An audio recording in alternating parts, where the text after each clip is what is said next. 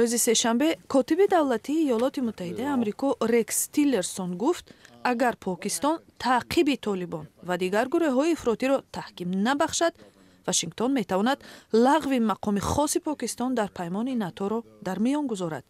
فعلا پاکستان در میان مهمترین متفقان ناتو جایگیر است.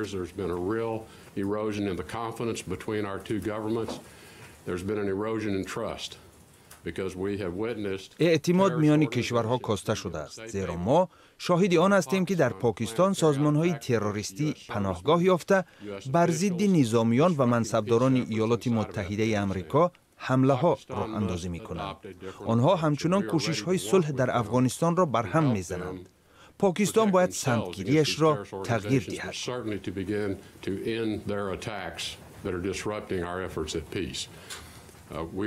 هنگام صحبت با خبرنگاران در واشنگتن، تیلرسون گفت که بعد نهایی شدن برنامه مأموریت پرزیدنت آمریکا دونالد ترامپ درباره افزایش شماره نظامیان آمریکا در افغانستان معلومات خواهد داد.